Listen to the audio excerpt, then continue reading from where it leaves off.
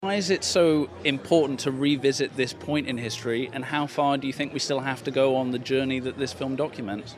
I think it's important because Dr. King was an exponent of a very effective attack on prejudice, and that attack was the use of love. And it can sound trite, it can sound soft, but actually it's incredibly powerful. And you see that evidenced in this film, and you see evidenced in the world we live in today. We are in the midst of racial unrest, a protest again. But what I'm really happy about is a lot of it is peaceful, and I think as a result it will be effective.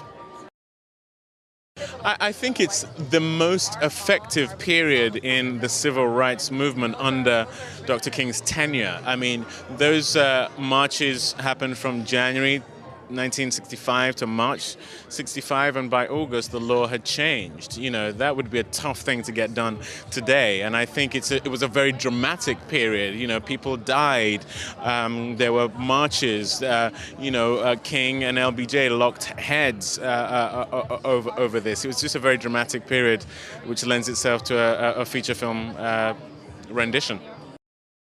How much of a validation is it to have the film nominated for a Best Picture award at the Oscars? Huge, huge. I mean, the Oscars obviously are the peak of in terms of accolades for film, and so for us to be in and amongst some really special films is a great thing.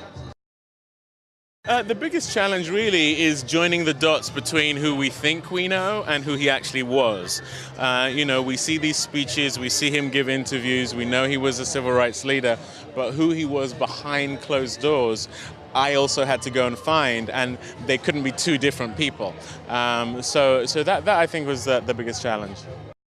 Huge responsibility, not least because he's not only someone who lived, but he's someone who people really deify, someone who people admire, and quite rightly so. So my job was to make sure that there was nothing salacious or exploitative, but also it had to be as truthful as I could make it.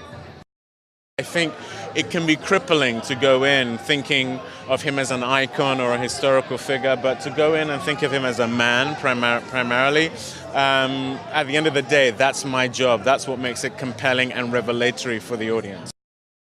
But what they can see is a film that, even though it's set 50 years ago, vibrantly speaks to the time we're in today. You may think you know who Dr. King is or was, but I almost guarantee that there will be revelatory things upon seeing this film.